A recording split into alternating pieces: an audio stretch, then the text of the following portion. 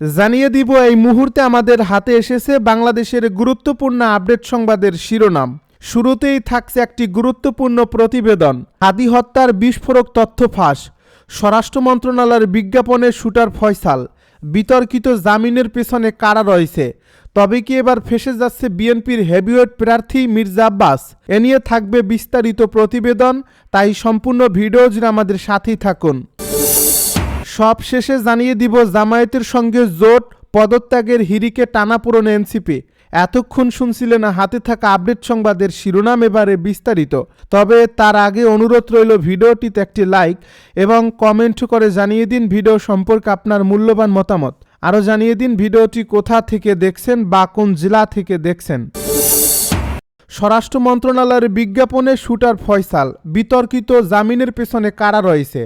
ওসমান হাদি হত্যাকাণ্ডকে ঘিরে যেসব তথ্য একের পর এক সামনে আসছে তা স্পষ্ট করে দিচ্ছে যে এটি আর সাধারণ কোনো খুনের ঘটনা নয়, বরং এর পেছনে রয়েছে প্রশাসনিক ব্যর্থতা, রাজনৈতিক নীরবতা এবং প্রভাবশালী মহলের অদৃশ্য হিসাব নিকাশের এক জটিল নেটওয়ার্ক।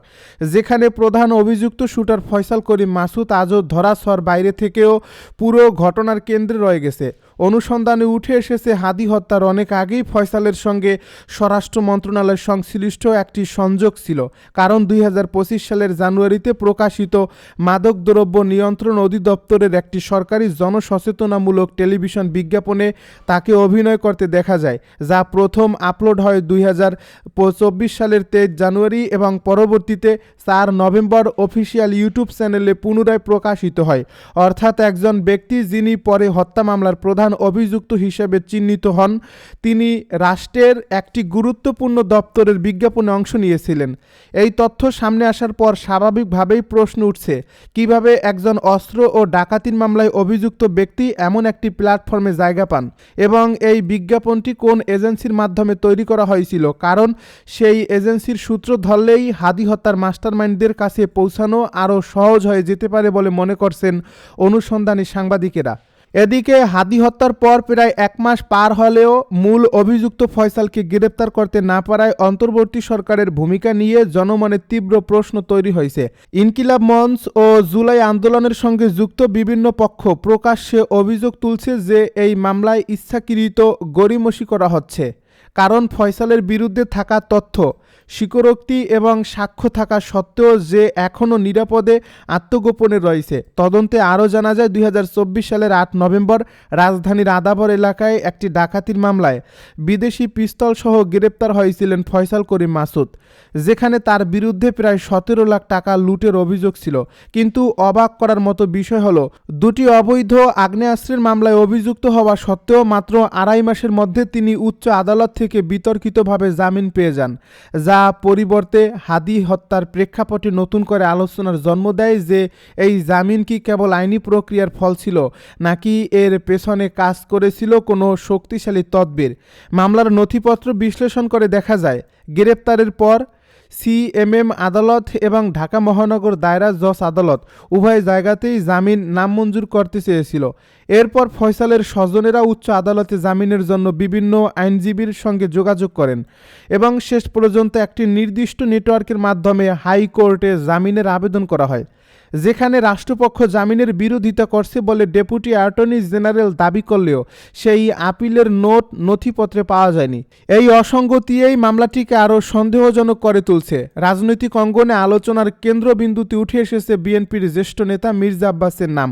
কারণ অভিযোগকারীদের দাবি অনুযায়ী হাদি হত্যাকাণ্ডের রাজনৈতিক লাভ ক্ষতির হিসাব একটি নির্দিষ্ট গোষ্ঠীর মধ্যেই কেন্দ্রীভূত ছিল এবং দলীয় অভ্যন্তরীণ রাজনীতিতে ওসমান হাদি একটি আলাদা অবস্থান তৈরি করেছিলেন। তিনি ছিলেন জনপ্রিয় সংগঠক হিসেবে কার্যকর এবং ভবিষ্যৎ নেতৃত্বের সম্ভাব্য মুখ, যা অনেকের জন্য অস্বস্তির কারণ হয়ে উঠতে পারে। এখানেই প্রশ্ন ওঠে, ক্ষমতা ও প্রভাবের লড়াইয়ে হাদি কি কারোর জন্য পথের কাঁটা হয়ে উঠেছিলেন, আর সেই কারণেই কি তাকে সরিয়ে নেওয়ার সিদ্ধান্ত নেওয়া হয়েছিল। আরও উদ্বেগজনক তথ্য হলো, হাদি হত্যার ঘটনায় এখন পর্যন্ত ফয়সালের বাবা মা, স্ত্রী সহ মোট 11 জনকে গ্রেপ্তার করা হয়েছে, যাদের মধ্যে 6 জন আদালতে 164 ধারায় স্বীকারোক্তিমূলক জবানবন্দি দিয়েছেন এবং 4 জন সাক্ষীও আদালতে সাক্ষ্য দিয়েছেন। অর্থাৎ তদন্তের উপাদান ও সূত্রের কোনো ঘাটতি নেই। তবুও মূল অভিযুক্তকে ধরতে না পারা প্রশ্ন তোলে তদন্তের সদিচ্ছা নিয়ে।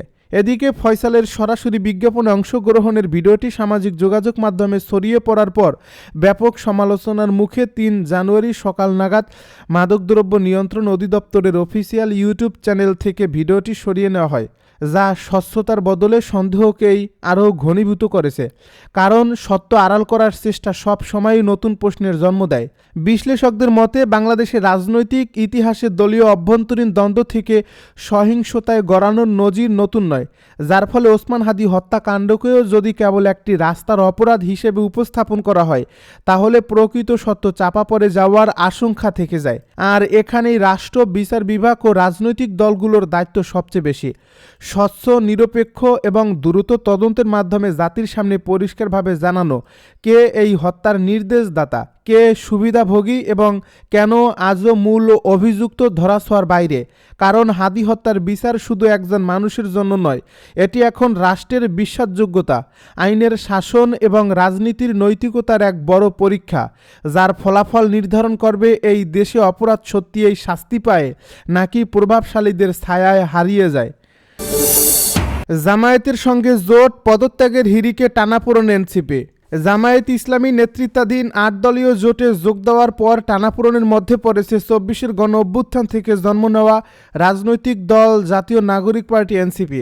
এরই মধ্যে পদত্যাগ করেছেন দলটির শীর্ষ কয়েকজন নেতা। পদত্যাগকারী একাধিক নেতা ঢাকা পোস্টকে বলছেন গণ অভ্যুত্থানের রাজনীতি থেকে সরে আসায় এবং জামায়াত ত্যাগ এড়াতে দল ছাড়তে বাধ্য হয়েছেন তারা। নির্বাচন, গণভোট ও সংস্কারের প্রশ্নে দলটির নেতারা বিগত দিনগুলোতে এক থাকলেও নতুন বছরে আদর্শিক দ্বন্দ্বে বিভক্ত হচ্ছে দলটির নেতারা। জামায়াতের সঙ্গে জোটের বিষয়ে দ্বিমত পোষণের পাল্লা দিন দিন বৃদ্ধি পাচ্ছে।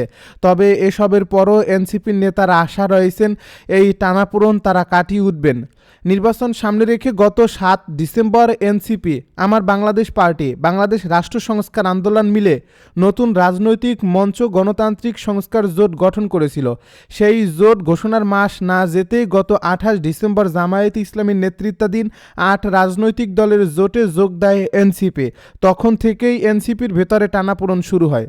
এনসিপি এই জোটে যোগ দেওয়ার পর দলের আহ্বায়ক নাহিদ ইসলাম গণমাধ্যমে বলেন, হাদির খুনের মধ্য দিয়ে প্রমাণিত হয় বাংলাদেশে এখনও আধিপত্যবাদী শক্তি রয়েছে। ৫ অগাস্ট যে স্বৈরাচারকে তাড়িয়েছে তারা নির্বাচন বানচালের চেষ্টা করছে। সেজন্য বৃহত্তর ঐক্যের স্বার্থে আমরা জামায়াতের সঙ্গে নির্বাচনী সমঝোতা এসেছি। এনসিপি নির্বাচনের প্রস্তুতি চালিয়ে যাচ্ছে। এই নির্বাচনকে প্রতিদ্বন্দ্বিতাপূর্ণ করার জন্য আমরা জামায়াত ইসলামী ও সমমনা দলের সঙ্গে কথা বলেছি, তাদের সঙ্গে নির্বাচনী সমঝোতায় পৌঁছেছি। আমরা একসঙ্গে নির্বাচনে অংশ নেব। নাহিদ ইসলাম নির্বাচনী সমঝোতা বললেও জামায়াতের আমির শফিকুর রহমান অবশ্য বলেন এটি রাজনৈতিক জোট। জোট গঠন হওয়ার পর তিনি গণমাধ্যমকে বলেন, জোট বলুন আর না বলুন, আমরা কিন্তু জোটের চাইতেও আরও মজবুত, আরও ঐক্যবদ্ধ। এটা নিয়ে আমরা আগাবো। এটা দেশ গঠনের জোট, এটা নির্বাচনের জোট, এটা রাজনৈতিক জোট, এটা সকল ধরনের। ওই জোট বলেন আর সমঝোতা বলেন, যাই বলেন, এটা সবগুলো পারপাস সার্ভ করার জন্য। দলীয় কর্মসূচি যার যার অনেকগুলো থাকবে। তারপরে ন্যাশনাল ইস্যুতে যেখানেই প্রয়োজন আমরা সেখানে থাকব। দলীয় সূত্রে জানা যায় জামায়াতের জোটে যোগ দেওয়ার বিষয়ে তীব্র আপত্তি ছিল এনসিপির ৩০ জন কেন্দ্রীয় সদস্যের। তারা দলের আহ্বায়ক নাহিদ ইসলামকে চিঠি দিয়ে উদ্বেগ ও আপত্তি জানান। এ চিঠিতে এনসিপির আদর্শ, জুলাই গণ অভ্যুত্থানের দায়বদ্ধতা ও গণতান্ত্রিক নৈতিকতাকে আপত্তির ভিত্তি বলা হয়। ১৯৭১ সালে জামায়াতের ভূমিকা, বিভাজনমূলক কর্মকাণ্ড, গুপ্তচর বৃত্তি ও এনসিপির নারী সদস্যদের চরিত্র হননের চেষ্টা এবং সামাজিক ফ্যাসিবাদ উত্থানের আশঙ্কার কথা চিঠিতে তুলে ধরেন নেতারা। দলটি থেকে পদত্যাগকারী একাধিক নেতা জানান, ১৯৭১ সালের মুক্তিযুদ্ধে জামায়াত ইসলামীর ভূমিকা বাংলাদেশের ইতিহাসে বিতর্কিত ও লজ্জাজনক অধ্যায়। সেই সময়ে তারা স্বাধীনতার প্রশ্নে জাতির বিপক্ষে অবস্থান নেয়। এই ভূমিকা শুধু স্বাধীনতার সংগ্রামকে বাধাগ্রস্ত করেনি, বরং জাতির ভেতরে দীর্ঘস্থায়ী ক্ষত সৃষ্টি করে, যার ফলে আমরা কোনোভাবেই জামায়াতের সাথে নির্বাচনী জোটে যেতে পারি না।